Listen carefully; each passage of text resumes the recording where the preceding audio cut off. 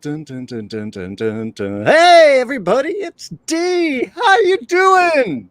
I know it's been like forever, hasn't it, since we've actually had I've been guesting on a lot of shows, but haven't done one myself for quite a while. And yeah, just had some thoughts, had some things that I wanted to discuss, and I figure the one person to discuss that with is our good friend Rob from Smirking Gun Reviews. Rob, how's it going? This way. Which way do Yeah, I look? I don't know which way I look. it's been a while.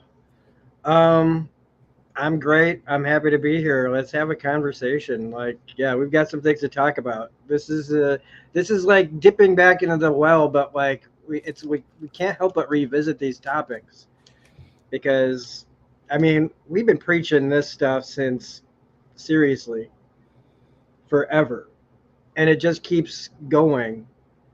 And just now it's like, oh, now like the more popular YouTube channels are finally bringing up things that we've been talking about for years. So let's just keep reiterating it on that and give them more stuff to take from us later. Sure. Yeah, no, that sounds right.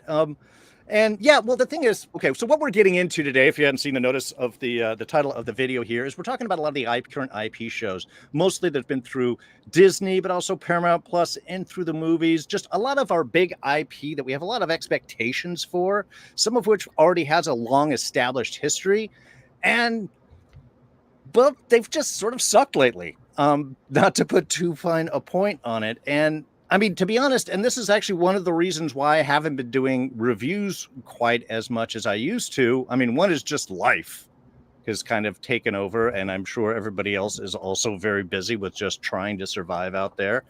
But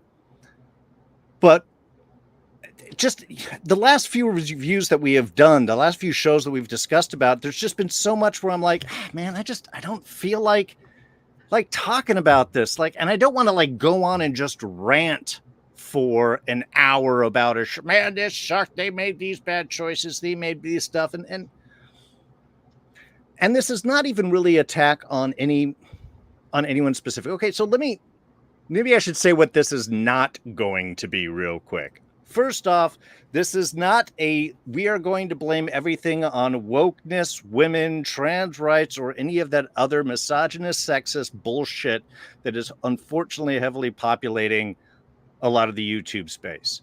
There is a lot of legitimate criticism for these shows, and that's what I want to get into. Why are these things not working? Not because there's women in them, not because it's woke, not because they're exploring different relationships and things like that. I think that's great. I want to see more of different stuff. Please put it out there. People like representation. People want to see themselves. The world is a giant place full of lots of different people with lots of different interests, and they want to see themselves on the screen. Letting that happen is not destroying these shows. What is destroying these shows is just poor production in many ways.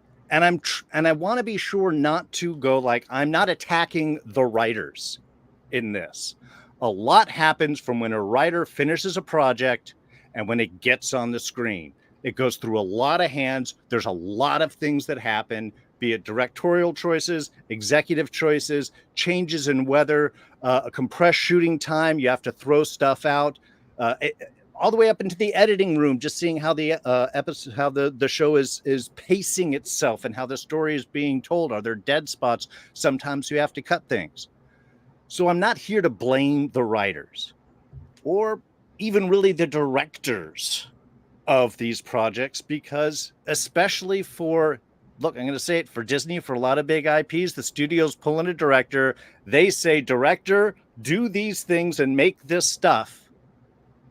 And they can do the best that they can do. And trying to sort out where these issues are, whose fault it is, I think it's an insulting and ridiculous pursuit. But we can talk about what the final product brings to us and what are the errors or problems or falsenesses in there? What is it that is disappointing? What is it that is not getting to us? What is not relating these stories properly? And try and figure out what happened here and how can we try and fix this. So I've got a ton of notes that I don't even know how much we're going to get through, but let me finish talking for a moment and turn this over to Rob and kind of ask, and I'm going to use the Acolyte as kind of our jumping off point, but I do want to talk about that. I want to talk about the Halo series, any of the Marvel stuff lately, and the other Star Wars shows. We'll even jump into some of the films because I've got a few things to say about Madam Web. But Rob, let me throw this out to you, because I know that you were asking about, are we going to talk about the Acolyte? And I knew that there were some things on your mind. What, for you, as just a fan and an audience member, what disappointed you in that? What was it that wasn't working for you? What were the hiccups and such? Or did it totally work for you and you don't know what everybody is talking about? Maybe we could kick it off from there. No, it's just there's many things. I mean, there's several things to talk about. Production wise, it looks like one of the things I was thinking about as far as the production of like shows like The Acolyte or Book of Boba Fett, and or just even the like ups and downs of like shows like Obi-Wan or whatever that look really good 1 second and then look terrible the next second. Some of that stuff I can forgive because if you're immersed in the story and you're enjoying yourself, it doesn't matter. You forgive those things, you overlook them. It's the way we celebrate the things by knowing that things aren't, perfect. But Sure. but the shows more and more like we've gotten used to for decades now. Like quality on anything that's not ABC, CBS, NBC, Fox, we expect a certain level of quality and some basic cable that just make sitcoms and crap. But like when you're paying for the service, it makes us all still think about like how the quality of like HBO and stuff that was, like The Sopranos and things. So there's this like different kind of expectation for paid TV. And it's still there. And for the most part we've been getting it and we've had it for a while, but these Star Wars shows, at least on their level, I feel like the Marvel shows still feel more cinematic. It's why you can also spot that they're cut up movies. But the Star Wars stuff is just looking and more like I'm watching procedural TV. The quality of the way it looks and everything, it just feels like I'm watching TV, but not even ABC, like Agents of S.H.I.E.L.D. Sure. Because that was good. So a network show actually looks better than this show.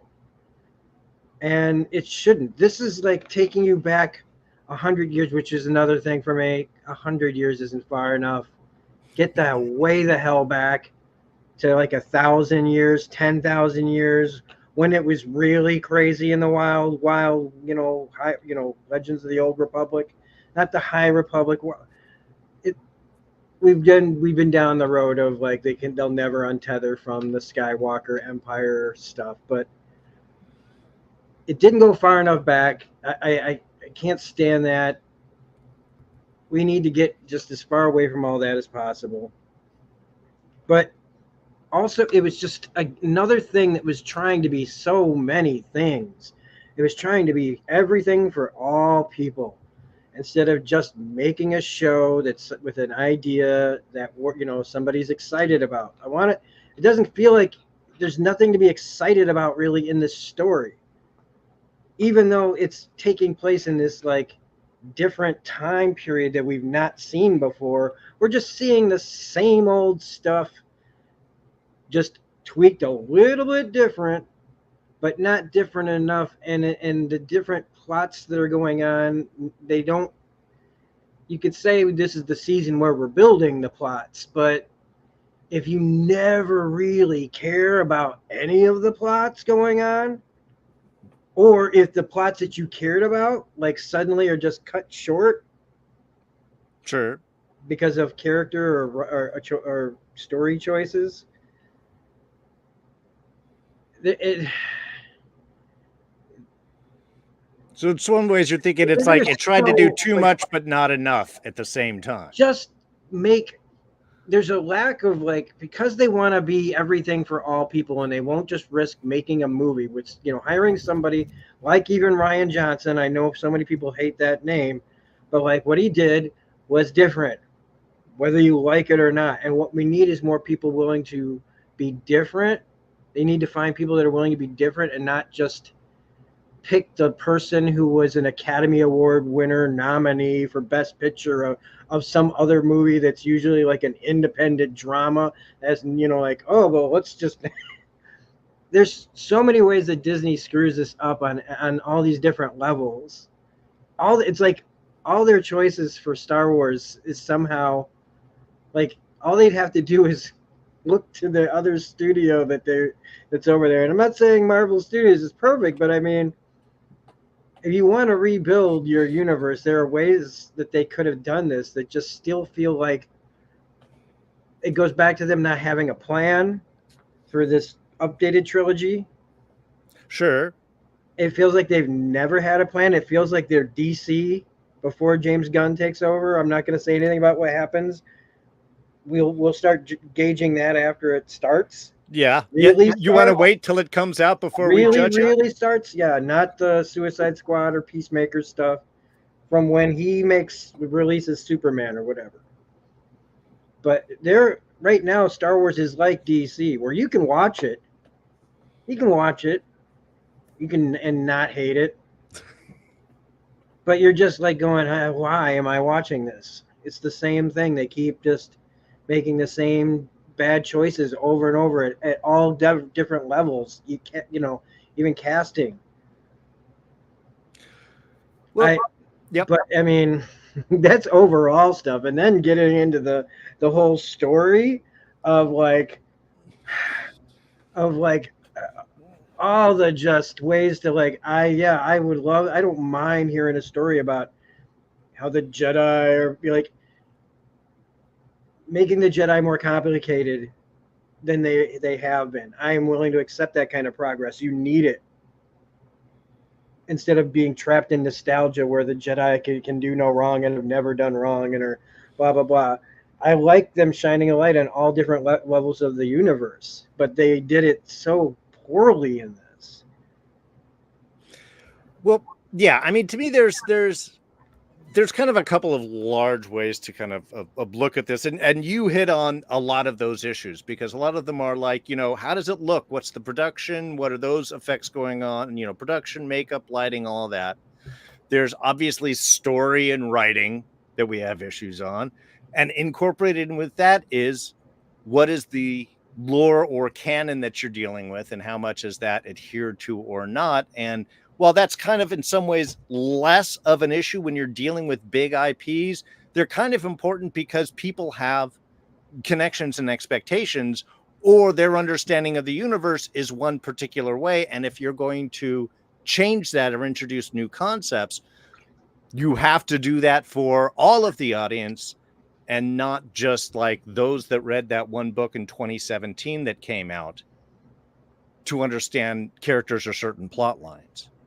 And I think that there's a lot of, like you said, they're throwing in a lot of things. Think about all the tonal shifts that are just and well, yeah, and I think there's a lot of expectation for the audience to know things and understand things. Like, we don't want to bore those fans, but you also have to remember that if there's a lot of Star Wars fans that all they have seen are all just the live action stuff. Then you have Star Wars fans that have seen all the live action stuff and all the cartoons. And then you have the ones that have like, and I also read all of the books and the supplemental material that goes on. And that's all different levels of information. And I think there's a lot of times where you kind of You have to remember that especially if you're doing like a live action universe, you have to, the stories that you tell should generally be self-contained. You shouldn't have to have any supplementary material in order to understand what's going on. That is an exception to when you have an established universe like the Star Wars. Shouldn't have to explain who the Jedi are, because we watch Star Wars, we all understand who the Jedi are. But there are expectations that come with that. And if you're going to tweak those expectations, there should be reasons for us, the audience, to go along with it. And I agree with you. Telling a story of Jedi that are arrogant and make huge mistakes and ruin people's lives because they don't pay attention to things, that's a good story. But you have to build on that. You have to show that. And you can't just have it be like, well, because coincidentally they managed to hear this thing and this one stuff happened, so they just went okay and everybody went with it. Because then you're not making a story. You're just giving us a sequence of events that you want to show. I know we're not blaming the writers because they're told to make things work. But writing and story is something to critique. I'm just not blaming anyone particular, like you, Bob, or you're the one. I don't want. That's what I want to avoid. Because you and I, we've gone down this, like, the plot over, over character, or character over plot, or whatever. Things still have to make sense, and when people that don't do what we do, like talk about things like this in this way, can spot all the terrible ways they get to places in this show by just making their characters, again, like, suddenly their IQs just drop like Tyrion's in season 8. Yes. Everybody just suddenly, their characters just stop being themselves so that the plot can do something stupid. And the thing is I feel like they think they were being cool, or we're doing, like, they took some chances, they took some shots, I'll say that. They just couldn't execute it. And I know that so many of these decisions had to come from up higher than, the writer or the director or any of that. Well, and I mean, we know studio interference it's been happening since there were studios. But they just really, because again, this conversation keeps getting stronger and stronger. More and more people are talking about, just how much profit over quality, profit overall, skimp here, screw that, blah, blah, blah. Don't pay the writers, don't pay this, don't pay that, put all of it into this so that we can just have this algorithm that spits out what, is trending, or what we think is trending, or the best way to get all the people in the theater that we possibly can. And it's that model's just not working because, first off, like we've talked about, I mean, I don't care what anybody says, man, theaters are still dead. Sure. They're still dead out there, man. I went to see Deadpool and Wolverine again, and I couldn't believe the drop off. I know it made a ton of money, man, but like at a key time, I was like, there's like 3 people in the theater at a prime time on the weekend. Like, it wasn't a holiday. Like, so it's just, I don't know. And then,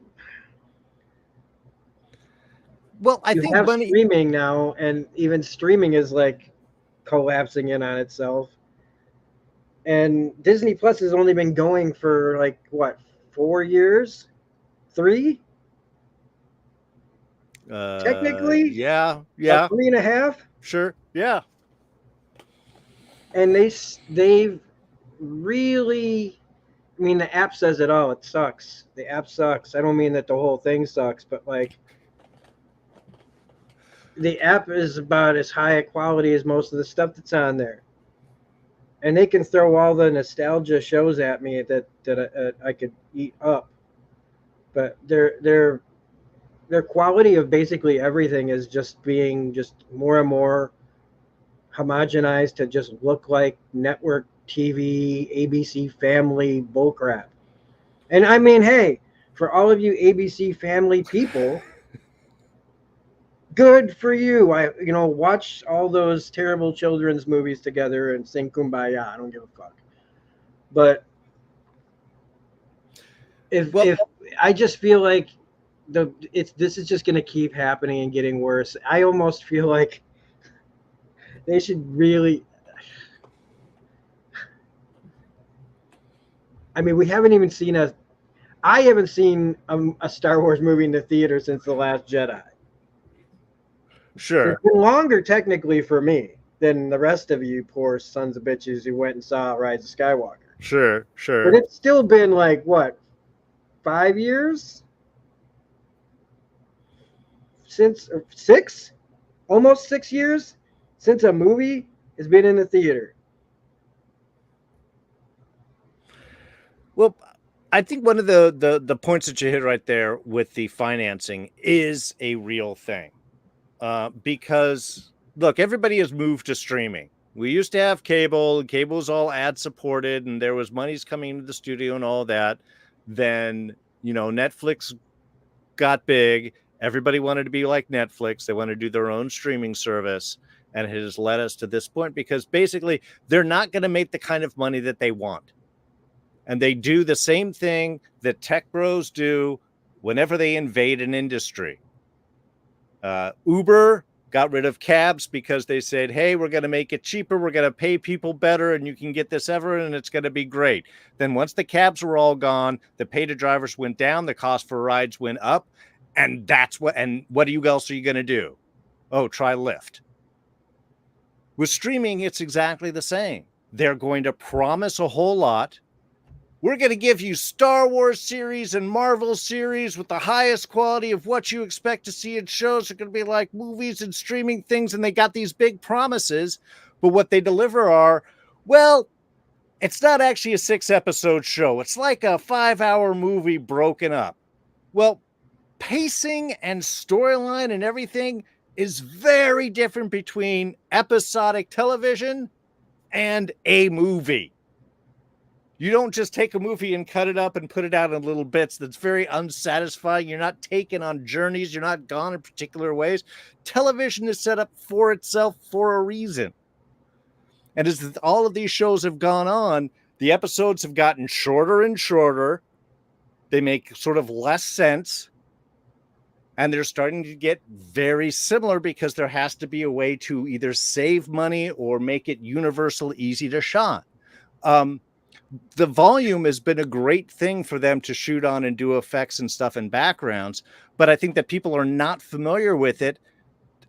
Everything starts to look like it's shot on a soundstage. And I think that was one of the biggest problems with The Acolyte is there was so much money that was spent on sets and so much money that was spent on intricate makeup designs. That's really expensive, hardworking stuff. And then it's all evenly medium lit, like you're on a soundstage.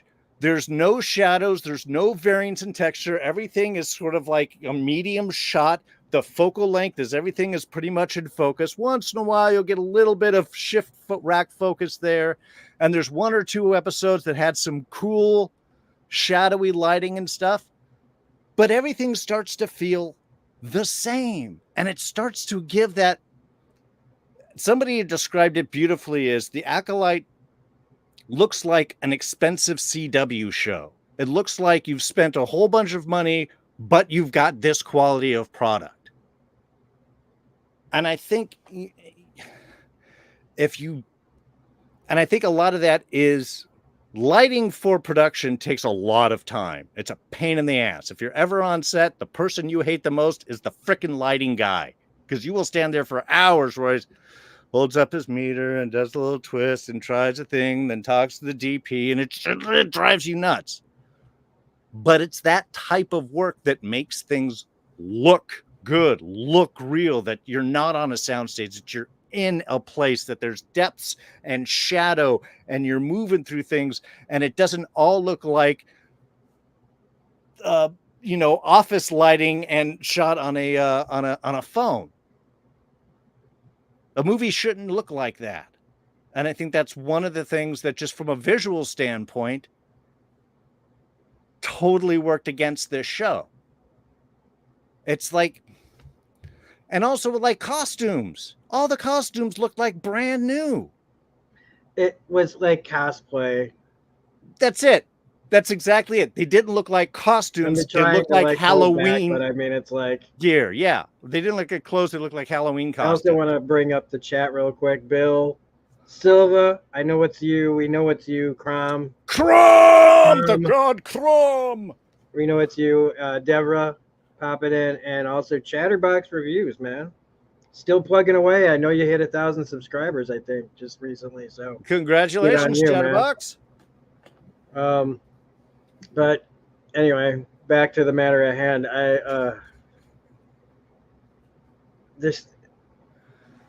I didn't know that you, like, while I was watching it, I didn't know you were disliking it, and it was like the new Batman Cape Crusader thing. Mm-hmm. It was like I started watching it, and even though I was like, I knew there were things that I was like going, I was like, I'm gonna give it a chance, and I think if it blah blah blah, I'll look back and I'll like it. But the further into Acolyte, it was the same as the Cape Crusader. I was just like, no, this is just getting worse and worse. And even the quality of the makeup. Look, and again, like the sets, like I don't want to ever dig, because I know you're like doing Star Trek reviews and stuff, and this isn't a dig on Star Trek. Or Doctor Who. No, it's just that this show kind of looks like 90s Star Trek. Yeah. Well, that's what I'm saying. I think it's the lighting, because, like I said, a lot of money was spent on those makeup effects. The lighting did nothing to help that. Everything looks like fluorescent lighting up above, medium set, and we shot. There's nothing, it's, what is it, like the old Alien, when they're shooting Alien, they're just like, what makes it look really good? Dropping the goo on it. You put the goo and it projects the light, and it works the shadows and highlights certain things for light and makes it all look real and alive. And this, everything just looked like, they threw out their costumes and they went up in front of a camera and just, bright, shiny, new, right out of the box. It felt like when I was wearing my Gambit costume for the stream that I literally had just put that fucker on, and it was like, it looked it, because it was like, literally, these people were just like, they don't look like they've done anything in these outfits. And that was one of the strengths of Star Wars from the original movies and going forward, is it looked lived in. It's something I think they did with Rogue One really well, is everything looked lived in and dirty and been around, and this has been washed and reworn 1,000 times and so on. And Andor.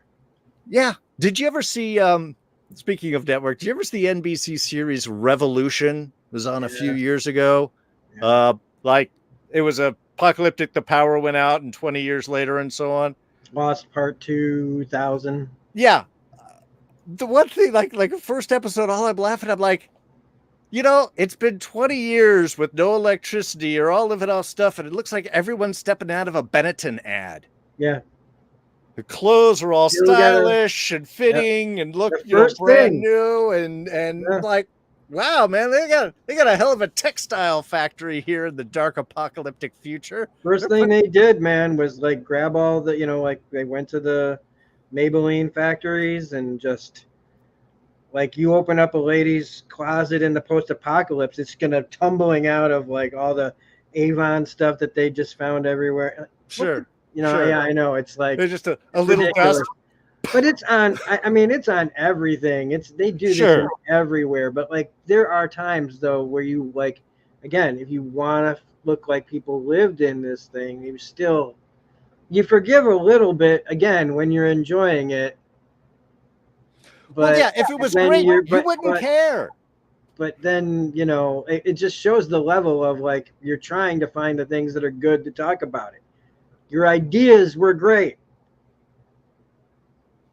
Yeah, I have a million great ideas, but I shouldn't be the person necessarily in charge of directing it. I can give you the story beats like in a second. I can give you story character all day long, but that doesn't necessarily mean that I should be in charge. You know what I mean? And Mhm. they, we've Did been, you but there's more. You wanted to talk about Halo. I didn't watch Halo, but I imagine like Halo probably suffers from a lot of the same things. And I mean, I guess what the main character is it? I don't know if he's Master Chief or not, but like he takes his helmet off, like the whole show, Well, basically. yeah. I mean, the one thing about Halo as a video game is you, of course, never saw Master Chief's helmet because you, the player, were Master Chief. So they don't want to give them a face. You do get a cool, kick-ass voice.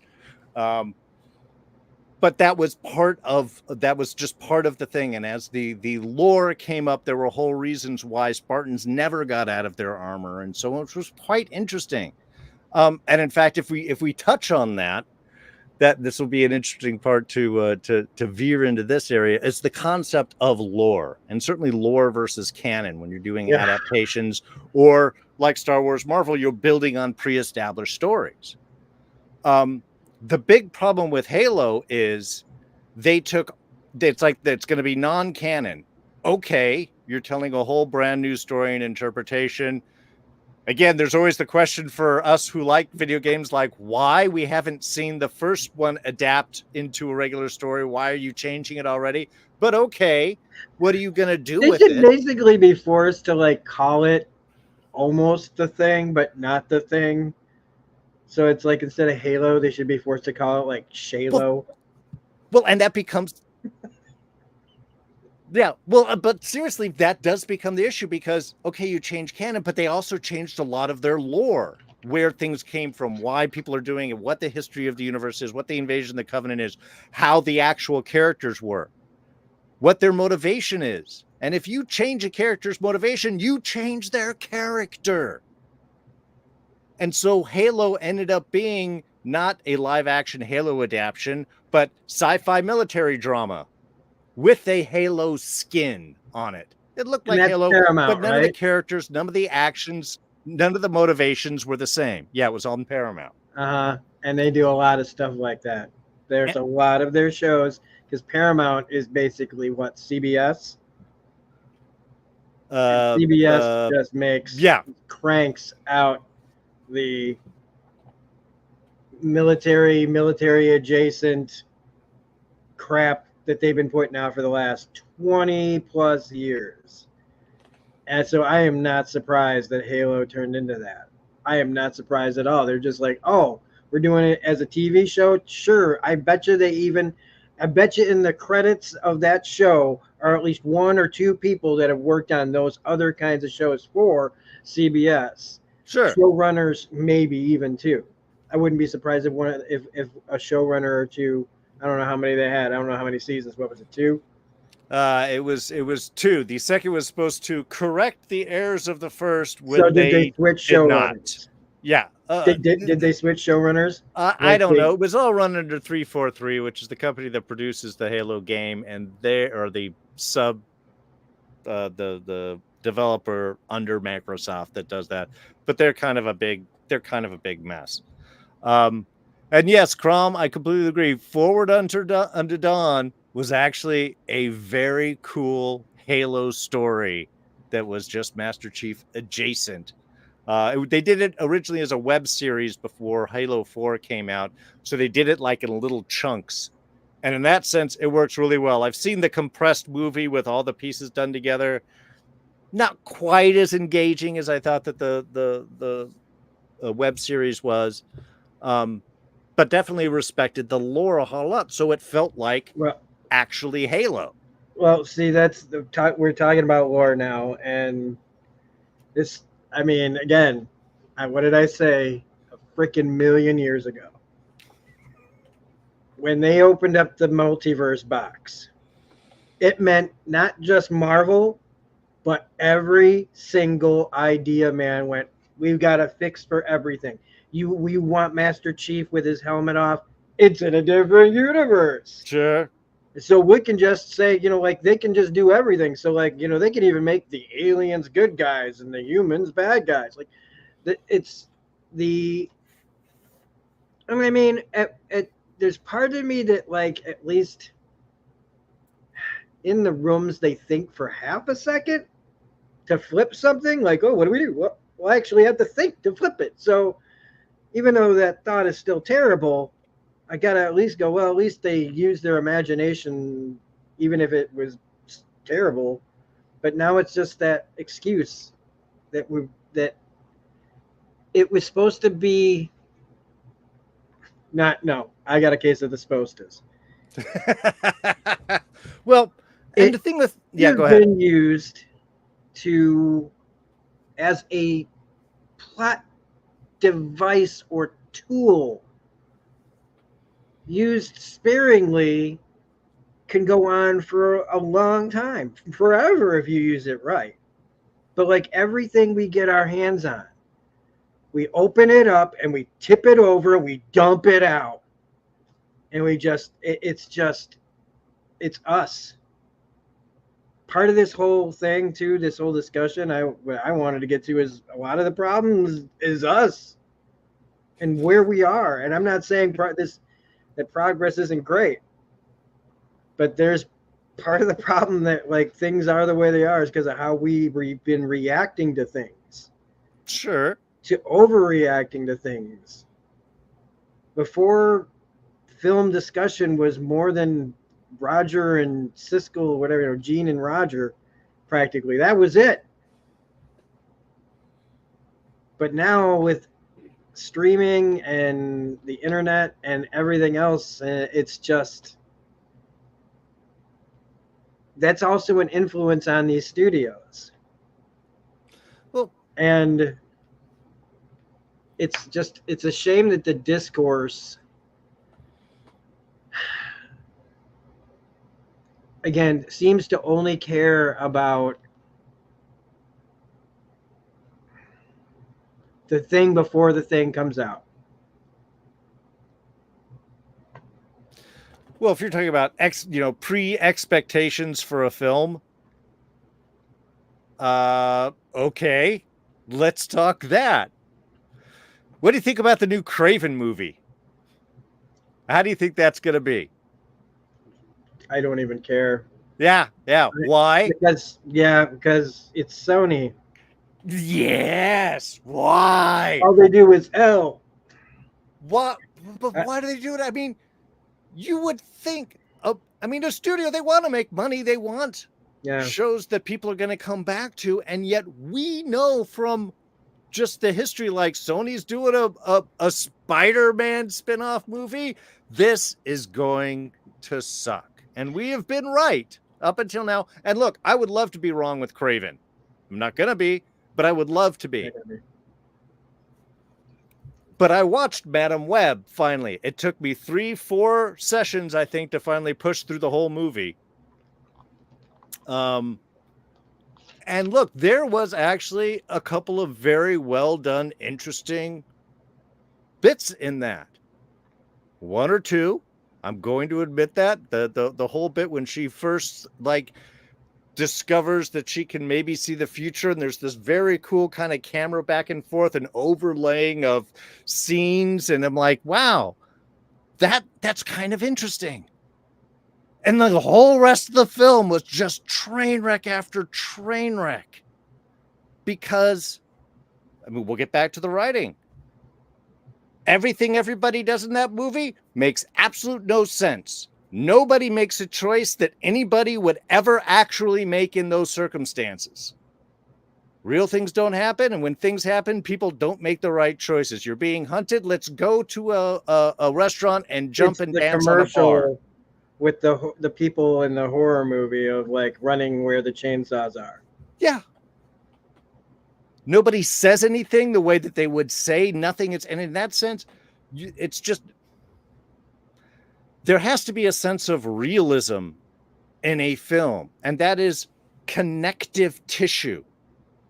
Something happens, therefore something happens, or something happens, but something else happens, and therefore reactions have to go here. Boom, ba-boom, ba-boom. That's how things happen. It's not just, I want to have characters over here, then I want them over here, then I want them over here, and who cares how they get from one place to another? I don't have I'm never looking up these numbers. I should have them though by now. The Sony numbers of like how profitable has any of this non Spider-Man stuff been? I know the first Venom did okay. Yeah, but that's it. That's the only one. Everything else has crashed and burned. And I want to know, like, how much are they writing off? How much do they even care that it's bad? Because that's the problem. I mean, their animation department is excelling. Oh yeah. Oh, Spider-Verse. And somehow it's just like, why don't they just say screw the live action stuff? Except for Spider-Man, and when you need a villain, roll them out. But like, if they want to create a Spider-Verse, just do it animated. You're doing fine with that. Well, I mean, now, not everything can be Spider-Verse. Sure. So, again, as I'm saying this, I'm like, well, how would they not just screw that up? They'd probably turn Spider-Man into like the next Minions kind of thing. It would probably be that level of. I'm not saying like if you like Minions, great. If your kids like Minions, great. But what I mean is more of the tone or the look or the more, like the direction that they want to go into. It's like the difference between like, Earth's Mightiest Heroes cartoon and like Marvel Super Pals, where they're all like the kind of childlike, like toy versions of the Avengers and crap. That's what I see Sony turning Spider-Man into if they start making more Spider-Man cartoons. Although a lot of good Spider-Man cartoons have been out over the last 20-ish years. So and this goes back to Marvel having a better animated studio anything. But as far as the Sony problem, I mean, they've never had a Feige. The person that is in charge is more like a used car salesman version of Feige. Like, honestly, I feel like he's, the movie Used Cars? Oh, yeah. He's like those guys. Whoever's doing it, is it Avi Arad? Is that it is Avi? Yeah. Avi Arad. Okay, I'm sorry, but like, cue the music at the award show. Give him his Lifetime Achievement Award and shuffle him off somewhere else. Because Avi Arad needs to go. He needed to go a long time ago. He needed to go after the first Spider-Man movie with Tobey Maguire. Okay? Mm-hmm. I don't care that they brought it along. And I don't care how they got here. I mean, we all know that Sony got Spider-Man for a song because of the tax problems that Marvel was having. And, I joke, but like, sometimes I've been kind of thinking about people tanking things on purpose lately. Mm-hmm. Sometimes people do things so just dumb to the rest of us. You are planning on losing, right? You're just trying to save face. You just can't say I quit. So I'm just gonna go out, blaze of glory. And part of me just wonders, like, are they just waiting for somebody to give them the right number for Spider-Man? Are they just going to keep cranking out and like endless bad crap until somebody finally goes, okay, here's the $7 billion you want for the Spider-Verse or whatever the hell? They paid $3 billion for Star Wars. I'd say $2 billion for Spider-Man. Let's just and I know that people talk about monopolies and all that, but I mean, it's just the rights to using the characters. Just give them the number so we can just stop. Sony is the old man at the Spider-Man slot machine, and if Spider-Man comes up, they make money. They want to just keep putting quarters in. Venom suddenly surprisingly did something. They're just like, oh man, just keep putting quarters in. We're gonna hit this. Man, it's gonna be Madam Web. No, okay, well, Okay. all right, it's gonna be Craven. It's gonna be Okay, I have it. I have it. It's a coup. We're gonna have a we should have like watch there be a coup. I'm gonna blow your minds because it's not gonna ever happen, but it'd be crazy if it did. James Gunn talks Warner Brothers into buying the rights to Spider-Man from Sony so that Spider-Man becomes part of DC and Marvel loses all Spider-Man forever, right, until somebody else throws in like, oh, we just found out James Gunn's going to buy Spider-Man for $3 billion. Okay, Marvel jumps in for 4. Weren't you At just least this complaining about the imaginary multiverse? conversation about something that'll never happen is way more interesting than talking about how Sony just sucks. The people in their movies can't defend it. They're like Emilia Clarke doing interviews for the last season of Game of Thrones. She can barely, it's like they can't even hardly pretend that they were, like the movie or in the movie.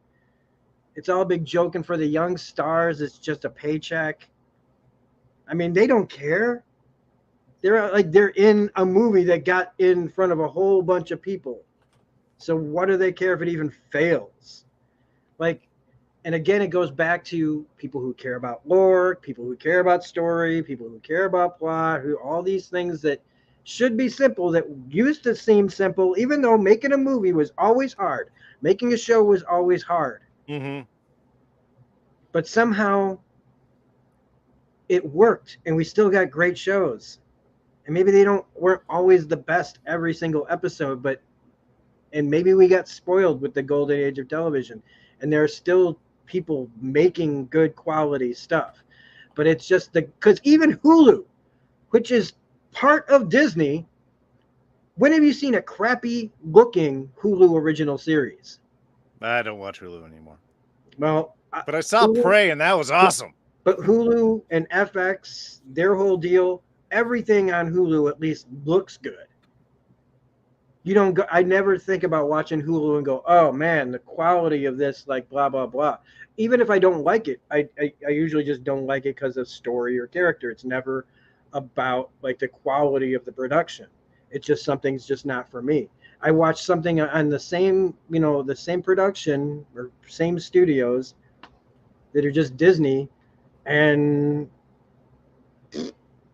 well, and I think to me that's what gets so frustrating, because it's like, that it's possible. It can be done. There are a lot of good writers, a lot of this. There's a lot of history. Marvel's had a great history before their current little run. And sometimes it's like, I don't even, do you just decide to throw out these ideas because they're quick and easy fixes? Like, okay, for instance, for me, and we're going to get real nerdy here for a moment with Star Wars. I hate that light speed has become instantaneous travel across the galaxy. There is no matter for any distance anymore. You just, we go to light speed and we're suddenly there. That's not how light speed works in the Star Wars universe. Star Wars is very established kind of rules for light speed. They're actually quite cool. And it's about the whole history of it. There's lanes and stuff that you can go. It's why you got to make certain calculations, because things change and move over time. And so you have to have all these specific things. That's why certain worlds are where they are, because they're along these discovered hyperspace lines. So you could go from these planets, and why certain areas of the galaxy aren't explored much, because they don't. It's like the freeway and road system. You can travel along the freeways, you can travel along the roads, but if nobody's built roads, you're not going out there. Yeah, and that was actually the first book that Charles Soule did for the High Republic. Dealt with what if a ship hit another ship in light speed. And they spent like tons of time just discussing the light speed stuff. And it was amazing. And it was complicated. You know why they deal with it the way they deal with it. And now, and it gave a weight and feel to the universe. There were stakes in areas depending on distances. You couldn't just show up anywhere that you wanted. I think one of the big problems that I've had with a lot of the current Star Wars bits are these things like this of dropping these established lore, because honestly, I don't know why, because there's always ways to find solutions. For instance, Last Jedi, one of the biggest problems. Sorry about my mic, just fell if there was a giant bounce there. One of the biggest problems that I had was the light speed tracker. They put a tracking on the ship so they could track it through light speed, which, according to Star Wars lore, you can't do that. That's not how light speed works. That's not how trackers, that's not how the system works. But they built a whole thing on the light speed tracking and the whole fuel situation, and we don't have enough fuel, which I know sent people into the stratosphere, because when was the last time Star Wars had talked about fuel before that? But it was a way to give up drama, but it violated established lore, which is silly because there's things called interdictors that you put along these, again, established hyperspace routes, and they put a fake mass shadow and they pull you out of hyperspace, and you can't jump to hyperspace while they're around. Don't have a ship? There's mines. Mine the place. Then you have the whole thing. You can't jump to light speed because you have interdictor mines. The big ships are catching up to you. It's a slow race, and you have to get on the big ship because you need that to turn off the mines. Boom. Exact same problem, now solved entirely in lore. And there are people that know that shit, but there's nobody saying anything. There's not a Feige for Star Wars, I don't think. Don't they have, like, they should have the Bible, right? Their Bible. They should, but like, look, Leslie Headland, who did The Acolyte, huge Star Wars nerd, brings up a lot of lore and interesting stuff. The whole Kyber crystal bleed at the end there when the things turns to red, I didn't know anything about that because I didn't read the book. Interesting stuff. Would have been really nice if some point in the story maybe like even talked about Kyber crystals. Yeah. And then when that happened, I would know what's going on, as opposed to just maybe the basic, oh, look, it's turning red, they're evil. Yeah, everything just happens. But you can give us that new lore, because again, as a live action Star Wars watcher, I wouldn't know any of that stuff.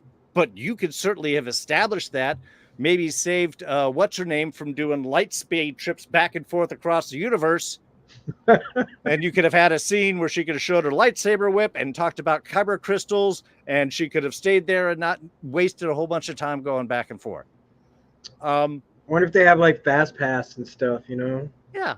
And I know you didn't see Rise of Skywalker, but I'm sure you heard about light speed skipping.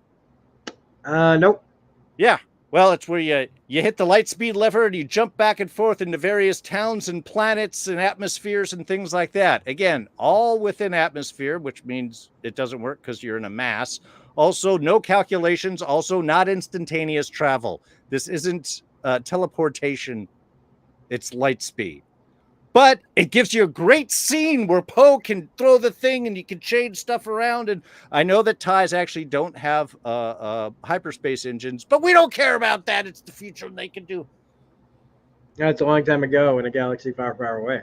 It is. And again, it can be exciting, but as a fan, I'm thrown out because I'm like, wait a minute, what's going on? This doesn't happen. If I don't know anything, then I probably don't care. But I just, when you do things like this, you change the rules of the universe and it becomes less, even Star Wars right now with all these changes in the costuming and that everything looks new and we're changing stuff, it's looking less like Star Wars or more like galactic battles. Okay, it's the bodega ripoff cheap that you've got there, you know, that you find at or the Rite Aid cheap drugstore ripoff version of Star Wars.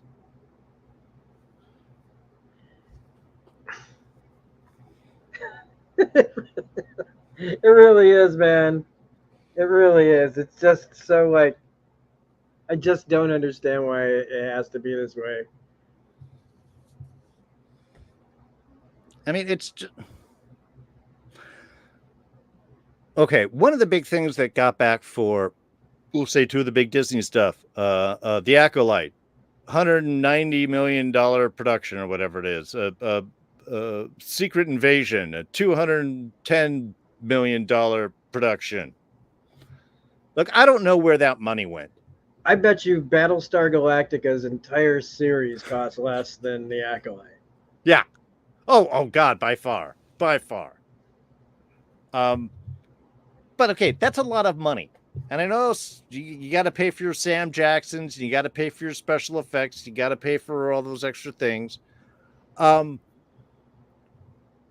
Writers, I was actually looking at the Writers Guild minimum for a movie, an upper range production movie, say $10-20 million or more, maybe it was only $5 million or more. The minimum on that is $163,000. Now I'm sure you get a writer's room and you do a series or a show and you're getting up to 100 million, $200 million. That's probably not going towards the writing. It's probably going for other things. And I don't know how much they will pay the writer, but I will tell you that it's probably going to be less than 1% of what the production budget is going to end up being.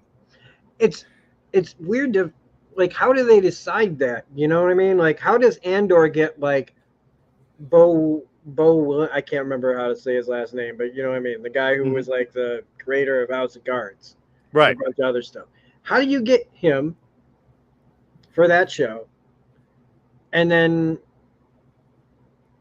you know what I mean? Like, how do they pick who's going to be, like, who's going to get their big, again, their big shot? And it's always, when you look at it, it's usually somebody who did okay at something else.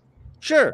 No, I mean, these people are often experienced, though part of the saving production costs is I know that Marvel and Star Wars was getting a lot of the up and coming directors, say,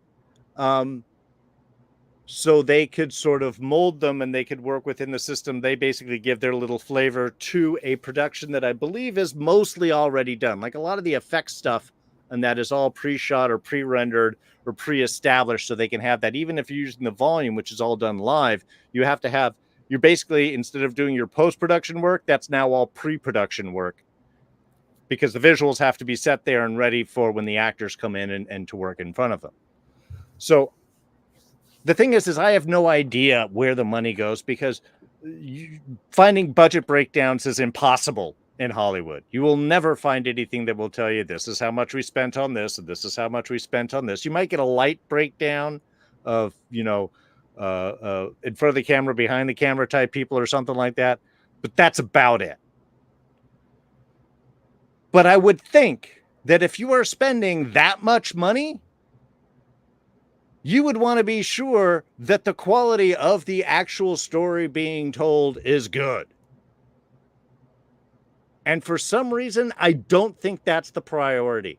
I think often there is the thought that, look, we just need to get a basic story, and who cares if it makes sense? We'll wow them with lightsabers. Oh, look, it's fun, and there's light colors and stuff like that. Or Marvel. Yeah, we don't care. We'll have Nick Fury literally say, I can't bring in the Avengers because this is my fight and I have to do it myself. And the exact next episode solved the problem by making someone else a super powered individual and him going off and arguing with the president. And Civil War, I don't even know how they can, like, justify it when Civil War did it in one movie where they brought in who they needed to. Oh, yeah. They just can't, like, there's. So it can be done. It can be done. They just choose not to. Why? Like, Secret Invasion should have just never been attempted. Look, I tell people constantly that was a fever dream we all had. It didn't actually happen. It was in a universe, multiverse that died. It's what happens to people who try to watch the Inhumans, is that you start watching the Inhumans and then you go into this, like, lucid dreamlike state, that sends you into watching Secret Invasion, and then you wake up in a cold sweat like a week later, dehydrated as hell, Yeah. not knowing what the hell happened, but you do know that something's really wrong.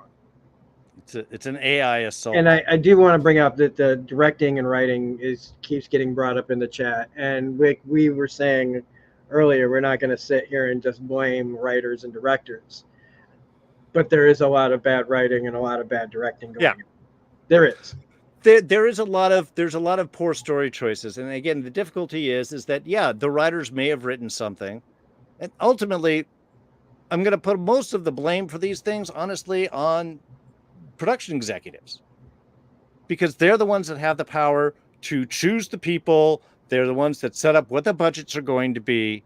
They usually can put their own spin on stuff, and everybody has to kowtow to what their wants. And there are tons of stories in Hollywood of, hey, do this because I told my daughter the story and she's 9 and she thought it would be great if the character did this, so do that. Okay, it makes no sense for the movie, but I want to see that. Make that happen. I want to see a lightsaber whip. Do a lightsaber whip.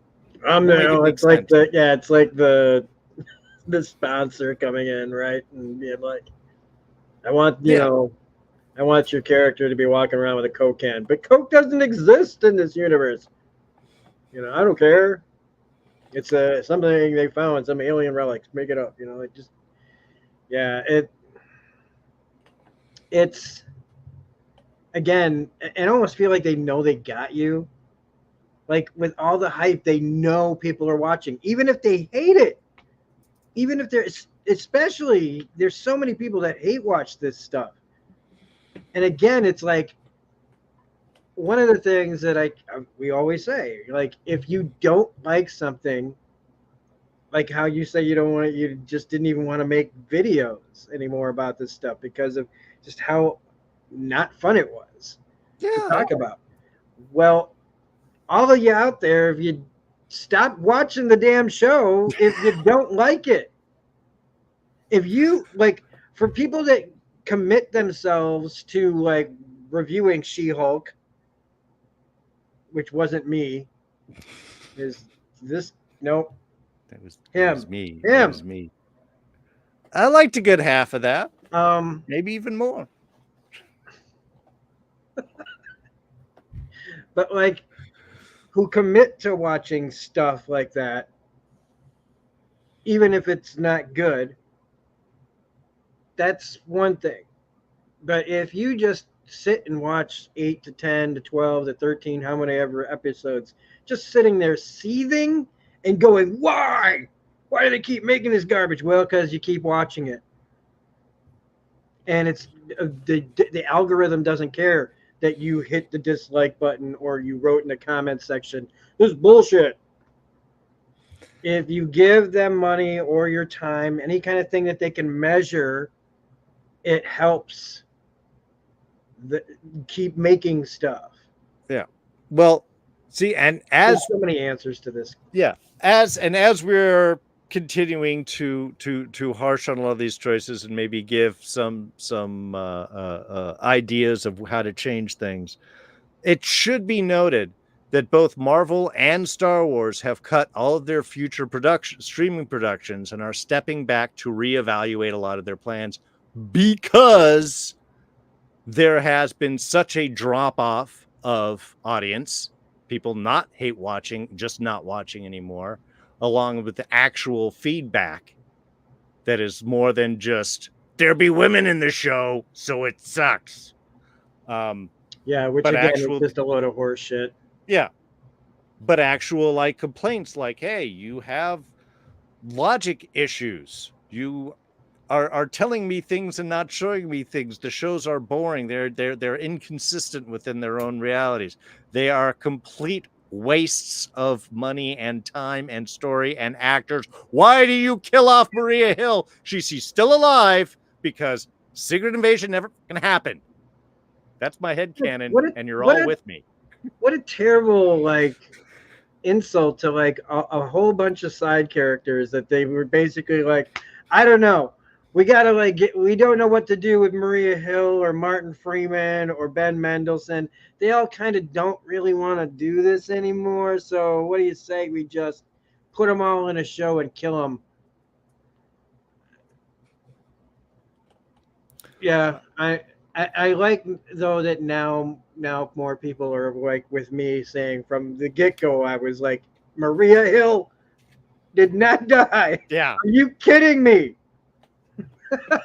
we, we don't want to like completely devolve into like jumping into just talking about one thing, but god damn it, was that like such a bad mistake.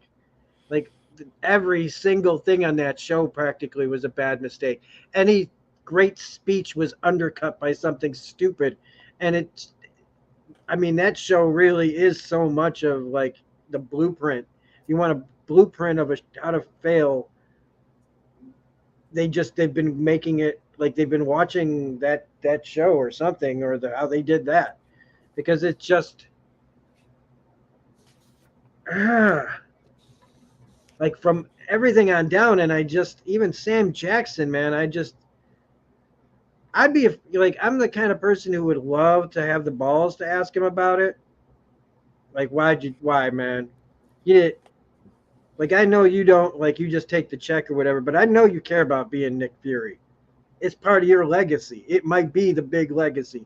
Everybody can quote Pulp Fiction, but that's why part of Pulp Fiction was in at the end of Winter Soldier. Okay, Hmm. okay, because that's anyway. Going way off on a Secret Invasion tangent. Like what a waste for, like, Olivia Colman was in that piece of shit. Oh, I know. I love They her, had man. like the She's awesome. pedigree of that show was like watching like one of those old PBS, masterpiece theater casts. You just go, oh my god, really? Like, there's some really quality, classy actors in this. Well, that's How why do we fail? I gotta hope that this reapproach is going to be a fix where they realize they've got to do, because again, if you're going to spend a lot of money, at least spend some money on making sure that the foundation is a good quality to build off of. Because look, if the story is great, I'm going to be less concerned the fact that your sets look like that they're out of a Disneyland world. Okay? Or your lighting's going to be a little off. Half the stuff will disappear if it's a good story. But if you have a bad story, you're not going to distract me by just doing big music and fancy lightsaber tricks. Um, and obviously, this is not a fair quality comparison. But, doing less with more. I just saw No Country for Old Men for the first time about 2 weeks ago. I know. I'm a little behind on the times. And I was like, my wife's out on a trip. I got the afternoon. I'm home alone. I'm just going to throw this on. I'll see if it grabs me. Oh my God, that movie is so damn good. And I got about halfway through it before I realized there is no score for this film. There is no music. And in fact, it's quite the opposite. There is very little sound in that and very little people. Everything is desolate and quiet, and that just ratchets up the tension so much. But I'm like, there are so many productions that would cheapen it out and throw in big music to get you in the mood and rousing scores or creepy stuff and big flashy things to cover up production. But if you make a good story, you have a camera, you have an actor, and that's all you freaking need. So if you're going to throw all big fancy stuff to cover up your lacking, why are you spending $200 million on a freaking show? And then complaining why people aren't seeing it. Okay, spend an extra $1 million. That's probably twice your writer budget. And again, it just makes me go, how much is this of this is getting written off? How much? Like, it almost feels like they're challenging themselves to see how high they can get a show's budget to be, just so that, like, there has to be a business thing that we just don't know, or they just won't admit to. Well, it's got to be craziness because, I mean, what? They want subscribers, right? That's the reason that you're doing the big show. You want people to subscribe to your streaming service and to stay on that and not just churn it by the time that that episode is gone. One, don't binge it. Don't drop everything at once. Weekly release schedules, folks. Makes people Weekly talk release, about yes. things for a while more than Yes. like a day or two. And you don't have to rush production as much. And if you want to split your show, like say how Walking Dead did, so that you could like, I don't know, I feel like they just made all the shit and then sat on it. But you could actually break up production so that you could give people breaks, so that you can write episodes like instead of being like, because I've growing up when I did and listening to like all kinds of like behind the scenes stuff on making of television shows and things, and how like especially back when everything was like 22 to 24 episodes a season. But now, you know, when you get shows that are like 10 episodes, and you can you should be able to take your time, especially because it's streaming. There's no like, it's the fall, time to roll out the fall shows. Like, Well, this is one of the budgetary problems behind that, is because they make you write the episodes all at once so they can binge drop, they can produce them all and then potentially binge and drop them all, because that is the model off of Netflix that they did. And that's what all these streaming companies are providing. But of course, Netflix was supplied by deep pocket investors that were losing billions of dollars a year so they could get rid of the competition and then start charging more and adding ads, which is, of course, what they're doing now. By the way, Adam Conover did a great little breakdown on this streaming products and how streaming has kind of ruined a lot of the cable and show production on his channel. I would highly recommend checking that out. But because of these things, they push writers, they pay very little. And then when you are doing production, they don't have writers on set, which is traditionally what you had a showrunner for, and writers, as they would kind of guide the production as it went through. And then if you needed to make changes because you had to change shooting schedules around, your location came, there were earthquakes, somebody got sick, you need to make adjustments or whatever, that you had somebody familiar that could write it within the world and not just be like, well, just cut this and throw that out there. If you look at, God, it's like capitalism. It's It's penny wise and like pound dumb. When you look at like the decrease, okay, an example of like the decrease of how quality happens, right? And this is like we're talking, this is the whatever towards TV and shows, the decrease in quality there is, again, it's always money. But here's a little thing. Remember, like people always used to say everything was made better back then, everything tasted better back then, the quality of the thing, somebody made it with their own two hands, and it was slower process, and you know, it took longer to get something, but the quality was great, and the food, like, and blah blah blah, and everything was cared for, and blah blah blah, and it was cheaper, and yada yada yada. And then, but as the popularity of all those things got, everybody wanted the same quality.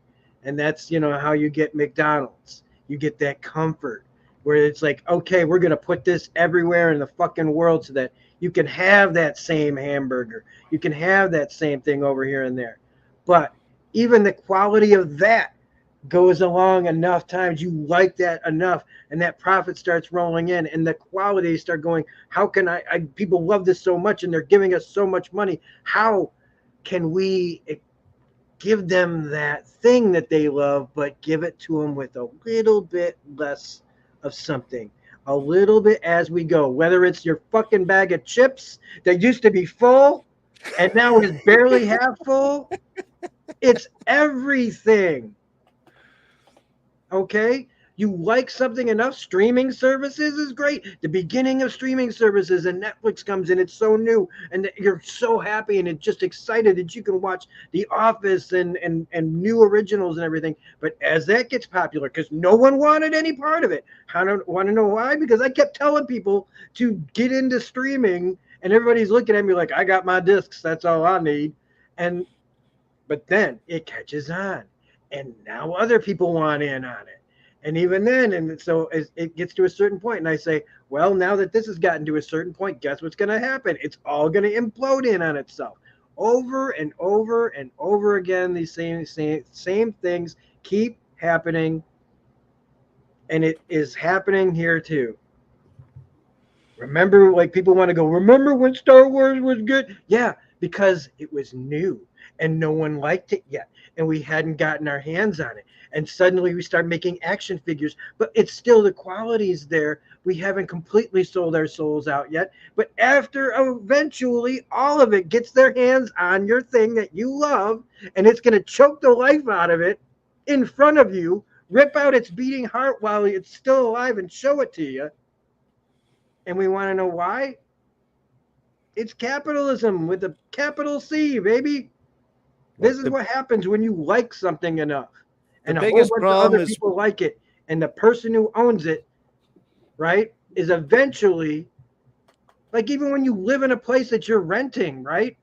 And it's great for a while. And then suddenly, like say the popularity of your area that you live in gets better and more people want to live by you. And suddenly that cool landlord of yours is going to want a few hundred more dollars because this is a valuable property now and he can put somebody else here whenever he wants.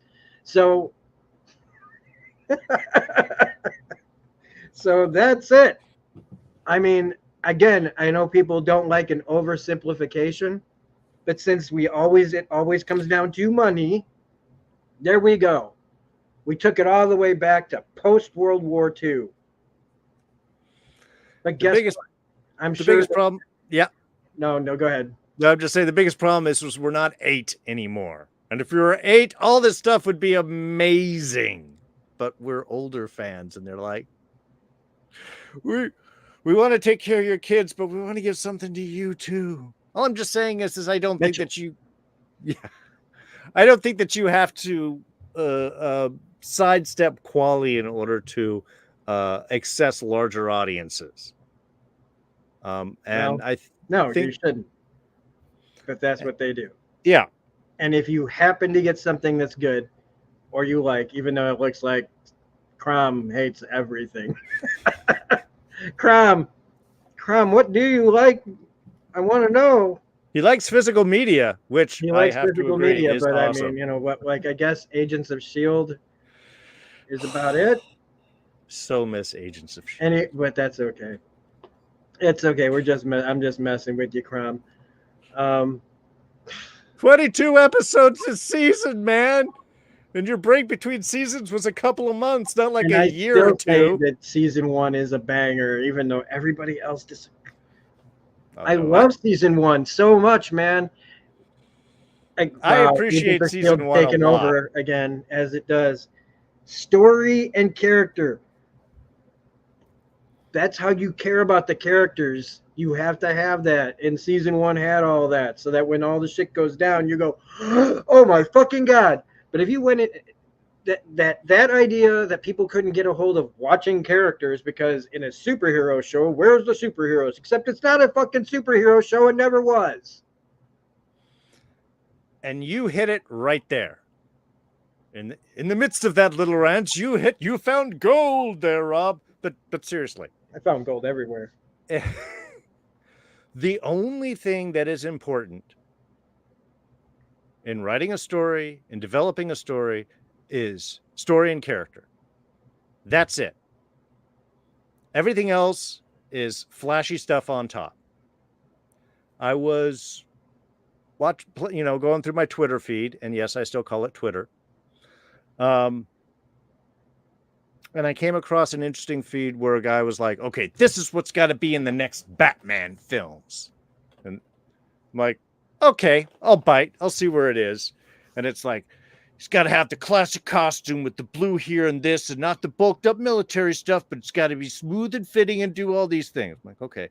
And you got to have the white eyes. We really want to do with the thing and the stuff, and this is the classic look, and you got to have the white eyes. And he's got to have his martial arts fighting. He's got to have his own unique styling, and he's got to be able. You got to show that he kicks all these asses because he's usually fighting like superhero guys, and it's like he's not a superhero, but he almost, he's not a superpower, but he almost is. And I mean, it just went off on all of these these things. And from a certain standpoint, I was like, I get this. You want to see comic book Batman on the screen in live action. And these are the things that are your comic book Batman. So I was like, part of me was like, I get this. But I had to laugh as I was reading it because nowhere in this list is there any discussion of story or character. Nothing of what they wrote has anything to do with what a Batman story would be, just what he wants it to look like. And that is like the cheap way of doing things. And it also, to me, makes no sense when it's not like a cheap way to put together a giant special effects laden movie. That costs a lot of money. So maybe you should make sure that you focus that the foundation, the story and character that you are building all of this stuff on, is also solid and good and doesn't have questions like, why are they going after a murder suspect that has an obvious alibi? Why do they never ask an alibi? Why do they never interview this person? Who killed this person over here? How did this person get off the planet? Why are they doing this? These people are running because they feel oppressed. Why do they feel oppressed? What is the difference in the systems?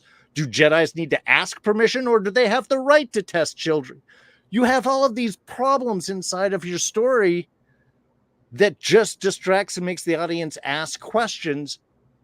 You're not succeeding as a storyteller. It doesn't matter what cool ideas that you have. If you want to talk about colonialism and you want to talk about arrogance of colonial forces and suppression of other belief systems and things like that, that's great. Tell that story. Don't tell that and this other story and an acolyte and the forming of a Sith and don't go in so many directions of all people too. Like, what the fuck? That you can't focus on. And look, I mean, I don't mind if you change canon, but you have to focus on lore or it's different. Batman, Crom is throwing up here, which is a perfect thing. There's basic lores of Batman. His parents were killed when he was 10 in front of him. That's what motivated him to become Batman. If you don't kill his parents, he's not Batman. Okay, you can't tell a Bruce Wayne story where his parents are still alive. It's maybe an Elseworld story, but it's not really going to be a Batman story. Also, he doesn't have gadgets and so on. He drives around on a motorcycle and chokes people out. Again, interesting story, not Batman. But if you have the basic Batman storyline of then you can have your variations from the Batman 89 to Batman Begins to The Batman. Again, all the same lore, entirely different canon. Same rules of the universe, different specific interpretation of events. Yeah. Same as like when they did like Ninja Batman and everything else, and there was like these crazy different looking and setting and everything. Yeah. But the building blocks are all still there. Batman by Gaslight. A very cool little story, just takes place back in Victorian area. Even if you have the what is it, the Flashpoint Batman? Well, now it's not Bruce Wayne, it's the dad who lost the rest of his family, and now he's a psychotic. Similar events, different way it played out. So, but still also Batman. Like this acolyte story, right? It should again. Was it ever? It was supposed to be a movie, wasn't it? Oh, I have no idea what the history. All the back and forth with these things. They start as movies, or they start as shows, or they back and forth turn into it. But it's like the acolyte. If it was just a simple story that followed the revenge path only, and dealt with the characters and their trauma, and you could have those like scenes of like where you could understand more of what's going on. Mm-hmm. There were so many things that just did not have to, like you said, didn't have to be there. But it's a show, right? So we got to put all those B, C, D stories in there so that people know they're watching a show, even though we're still just chopping up a movie. And it's just, again, like you said, you want to talk about colonialism, do that. Make that movie, make that show. But then make this something else. Go do that. And I think also they need to find people that actually want to make Star Wars. That's their plan. Not, hey, I'm going to approach somebody with some ideas. Would you like to take a shot at it?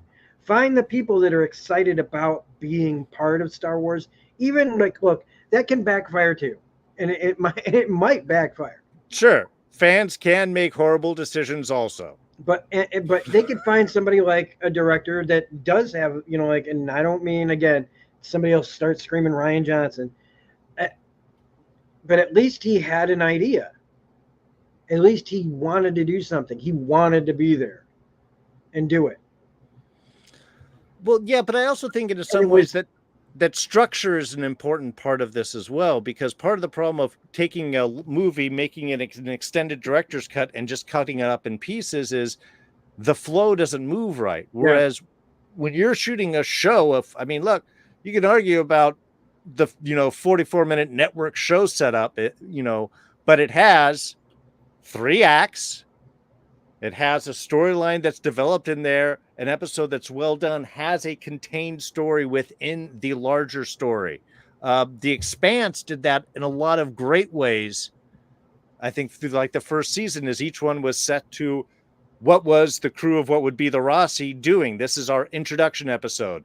This is how they get into trouble. This is how they run into the Martians. This is how they get the Rossi. And each one told a complete part of the story. And that structure allows you to focus and tell those things. If you don't have the structure, you're like a noodle. You're like just one of those like water noodles in the front yard, just spinning and flying everywhere because you don't have any focus or structure. And it's real easy for stuff to get lost or thrown away, or we'll deal with this in season 2. Oh, you didn't get one. Nope. You can't tell a story with the expectations like, and next season we'll explain what happened. A mystery is not simply withholding information. That was the biggest problem of this, is they're like, it's a mystery. It's like, no, it's not. People just aren't talking to each other. And the people that I wanted to talk to, they all died. Yeah. Or the classic, I'm going to tell you what it is. Oh, we got distracted, so I can't. I'm going to tell you what it is. Oh, I fell asleep. Okay, in the morning, I'll tell you what it is. And that's not a freaking mystery. That's teasing an audience with information they can already guess and figure out. Also, please, stone does not burn. Just come on, man. Sorry, I have so many questions on particular choices. And has anybody ever talked about how the one guy that was just floating there that drank the poison was Tommen from Game of Thrones? Yeah. He wishes he was in another show and he just checked out right there. I'm not doing season 2. No, I think it's supposed to be that he was so haunted with whatever choices were forced on him. But again, none of those are arcs. It's like, okay, so then you finish your training, become a Jedi, and then commit yourself to... Why wouldn't you just leave the Order? That would have been a much more interesting story. You left the Order after that because you didn't think that it was going to be... Again, more interesting. What a shitty assassin, too. Like, your assassins are supposed to be stealthy and silent. Walk up, like, what assassin walks up to somebody like Tyler Durden? I want you to hit me as hard as you can. Right? Literally, that's a terrible assassin. And why doesn't everybody just do this to kill a Jedi? I'm just going to threaten that person with death so that I can kill the Jedi. It's like the whole Lightspeed thing over and over again. And is this, do you have to earn... Don't use Lightspeed for everything. Well, we do now. Do you have to earn your lightsaber? Because, it's like, in order to become a Sith, you must take out 5 fully trained Jedi with maybe some throwing knives. I don't know. Everybody seemed to get a lightsaber before, and now it's like, no, you gotta wait. Yeah, Trinity's getting taken out in the first scene by person we don't care about. And the action, again, that's another thing. The action in all of these things that, I don't know when this started getting really bad, probably Book of Boba Fett. But we've noticed it. And the action just being so slow to Yeah, and it's not done for effect. I think it's how they shoot it. I think they haven't figured out how to shoot. Also, if you really slow stuff down for a lot of lightsaber hits, they're dealing with the flashiness and size. But if you see where they're all aiming like above each other's heads or down by the ground and stuff like this. It looks flashy and great, but there's no real realism to it. Yeah, that's I why it always looks great when they do the lightsabers against like dark backgrounds. So it's just lights sparking everywhere, and you can't really tell what's going on. yeah, But if you have a that's like, lightsaber fight in the middle of the day, you're going to notice all the crap if it's slow. and to be honest, I love like some of the changes, like some of the wushu stuff they brought in, or the trying not to fight while being fought. And I mean, there were some really interesting choices that were done, which were fun, but I didn't really care that much about anybody involved. And if you have no emotional stakes with the fight, and then yeah, also like half the time I couldn't see anything because they wanted to make it dark so you could just have the big flashy light thing going on. And like you're supposed to feel bad for these kids, but they make them so unlikable, and not because of their trauma. They're already unlikable. Oh yeah. And then they just carry it over into adulthood with their trauma.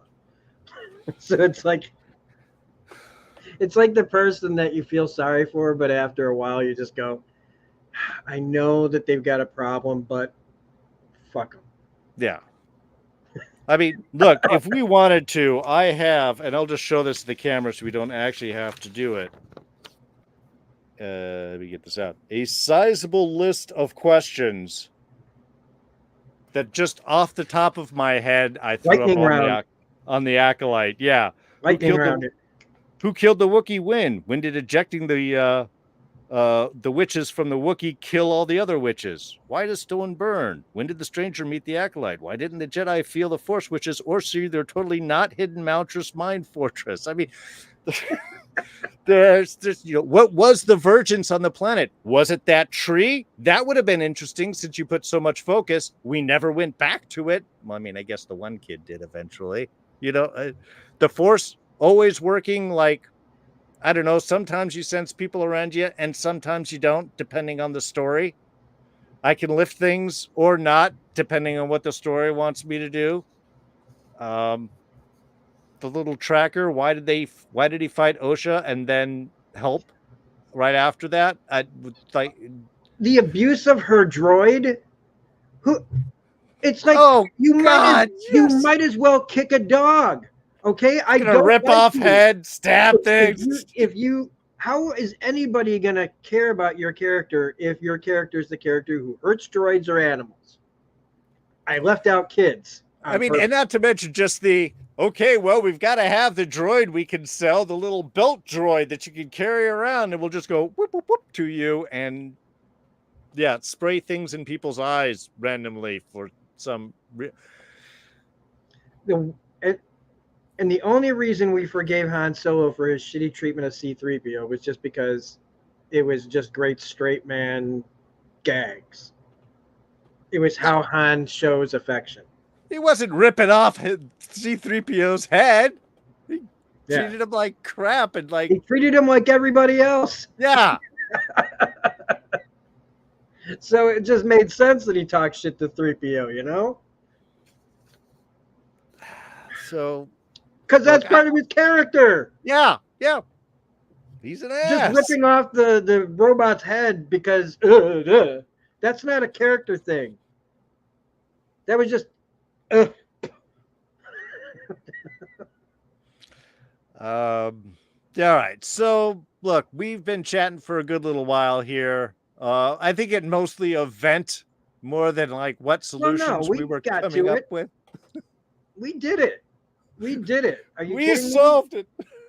No, I mean, there's just so many, we have all the symptoms and it's all right there. It's all right there. It's just that the solution, just that they don't want to solve the problem by doing what we say at all. Because it doesn't matter until they would have to be forced to, but then they get around it again. If you make these people take less money or make them like profits. However, yeah. you would basically have to get rid of our entire system just so that you could have a good show. Like, you need a new system because the system that we have is why we have this. All the people that are involved, all the people that have the jobs, all the people say yes to the jobs, all the people that go in there going, I'm going to do things different, and then have realized when they get there that no, you're not going to be able to just do things different unless you're like somebody that just gets massively successful, like James Gunn, who like toiled his whole career away and found it late in life, right? Yeah, He and got that's often what tapped on the happened. shoulder with and but that's few and far between. So it literally is just, it feels like all you can do is support the things that you love, don't support the things you don't. Show them with your wallet as always. Bring it up at least as as in good faith as you can. Don't blame minorities and women and other things that aren't a problem on the quality of the show. Blame the greed that comes from you liking something and them wanting to take advantage of your wallet because of it. Yeah, and look, I understand that not every, and I accept that not every Star Wars show, that not every Marvel show is going to be for me. Yeah. Okay, Skeleton Crew, don't care about. It's not going to be my kind of story. I don't want to watch. Are you gonna still watch the first episode though? I mean, I will definitely check it out, but Yeah. I don't. But it's not something that I would review. It's not something that I care about. Something I'm looking forward to because it looks like kids on bikes in space. I mean, literally, even the neighborhood looks like freaking ET's neighborhood from the shots that they show. That doesn't feel like Star Wars to me. It's not going to be playing to me, and that's fine. You want something for young kids to inspire them and get them going, and that is awesome. But if you are going to make stuff for older audiences, for the older fans, if you're going to build off of things that pre-exist, it makes business sense to make sure the stories work. Spend a little extra time, do some focus, man. When Feige was watching all of those Marvel shows, they hit, and I'm talking the movies, not the streaming shows. They hit a quality and a sense that we were looking forward to everyone, man. For 5+ years, I was at opening night in the theater with my family, every fucking movie. I would like to be that excited again. And all you have to do is care about the product at least half as much as we, the audience, do. Put the focus on character and story, and you can have less special effects, and we're going to watch it. That is what's going to bring people in. And then you can have the big finales and the big fancy stuff and all of that, and plan it ahead so that we don't wait a year, 2 years, 3 years in between shows or episodes or things like that, because then you're going to lose audiences. So again, it's not rocket science. I know that Marvel and Star Wars are stepping back on their stuff. Halo got canceled. And everybody is turning around and looking, yeah. But then there's The Last of Us and Fallout, which were amazing adaptations, Rings of Power beautifully comes out done. tonight or tomorrow. Tomorrow, yeah. And, a lot of people like that one. I know there's some criticisms, but still, you've got story and focus and care that is being put into it. It only makes sense to do that with the other premium shows, or don't make them. Don't tease us with something that's going to be half quality that we're going to complain about. If you're going to spend your money, do it right so we all love it and you look great, and we will keep giving your money, month after month for your streaming service. But Well, you guys have been, yeah. this is why I've been enjoying watching more just dramas, rewatching Breaking Bad, rewatching Better Call Saul, rewatching Battlestar Galactica. I'm rewatching The Americans. Like I'm watching stuff that's just not an IP Yeah. really. Or I mean, Battlestar is an IP, but whatever. It doesn't have a million trillion spin-offs Yeah, and it's a 20-year-old sci-fi masterpiece that everybody should frickin' see. You can literally watch the change of storytelling from old styles to new styles while watching that first season of Battlestar. It's frickin' amazing and historical. yeah, yeah, and I don't know. The translation, it's like when you see the success though of like The Boys or Fallout or The Last of Us, and you go, oh well, it must be because the IP is just so good. But no, it's because the right people, lightning in a bottle, sometimes just people that care.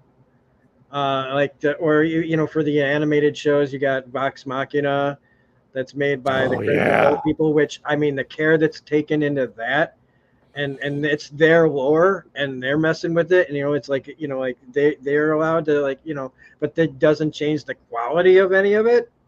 Arcane second final season comes out later this year Yep. on Netflix. That was So freaking there amazing. there is there is plenty of stuff out there to watch, but again, it's like when you love something, you don't own it. Unfortunately, the reality is that whoever owns it, for however long they own it, it's their thing to run into the ground. Unfortunately, all you can do is try to approach it healthfully. Don't drive yourself crazy over all these things either, because there's way more important things to worry about in the world than Star Wars and Marvel and everything else. These are the things that we talk about and watch and enjoy to get through some of the horribleness of reality. And when our reality sucks, we tend to be more upset at some of the things that we love and are supposed to like be there for us to comfort us. And when they're not comforting to us and when they're handled poorly, we react even worse than we would have before. And that's no excuse for the greed that goes into destroying these IPs. But at the end of the day, we do decide how we react to these things. Even I take responsibility when I know like I try to like something, and if I don't, I try to get over it as soon as possible. At least when it comes to shows and movies and stuff like that. And I think part of it does come with age, a little bit of just Sure. I have other things to focus on, but it doesn't. But look at me, other things to focus on while I'm wearing a freaking Mitchell t-shirt. I got I'm your Huckleberry. I got dead head pool over there. So I mean, like, what the hell am I? Yeah. I mean, I'm still drowning in all of this stuff, but it's still stuff that we're just supposed to,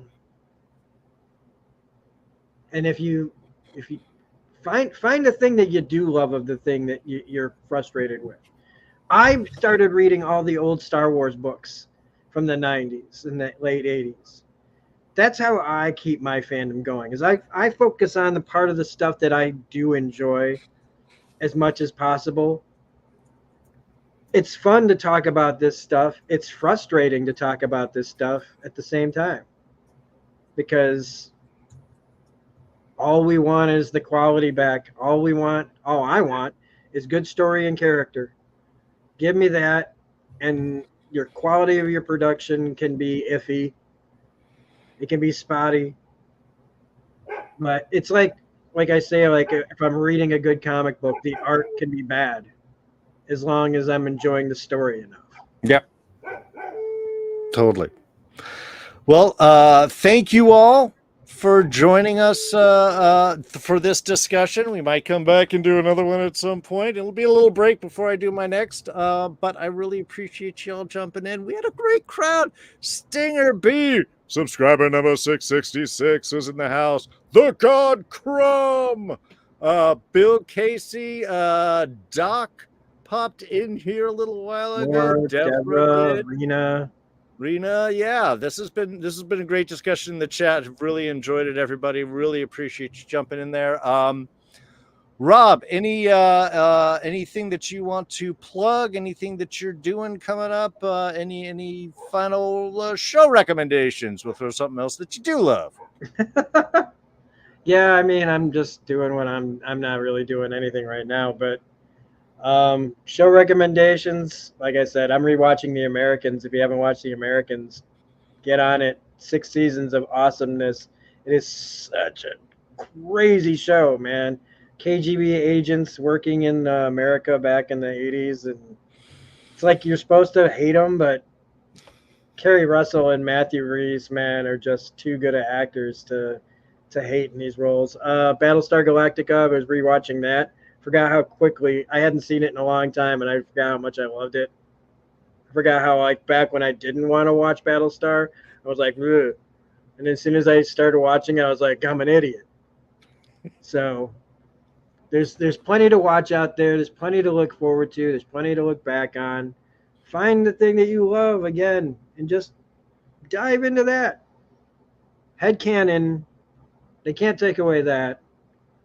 They can't take away that. And if you want to sit in the theater and just stew about it, or sit in your couch and stew about it, and not and like again, we're talking about this, but we're making one video. We're not going to make 30 of them talking about the same thing. Okay?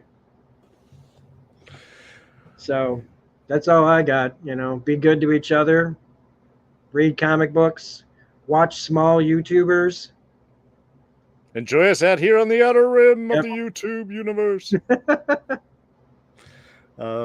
No, it's I really appreciate everyone joining in. It's been a fun little conversation. I will leave recommendation of the show that I have just finished watching, or at least through season 4 or 5, which is what's available on Prime. If you do like British police procedurals, Line of Duty, really good, very complex storyline, a lot of guesses, mysteries done right, because there are clues and counter clues and motivations change. Season 1 has Lenny James in it, who is always freaking awesome to watch. Season 4 has Tandy Newton. There's great cast members in between seasons. It's kind of a different story focus, but just a very well done show that doesn't cut any corners, and will kill anybody at any time in order to make the story move forward. So really well done. Shogun. I need to get Hulu to watch that. Yeah, you don't have yeah, I that's the reason why Hulu is the only thing I have, because and Disney Plus, because there was a bunch of stuff that I haven't seen, so I like waited. But The Bear, that's incredible. There's the new season. Futurama is still good.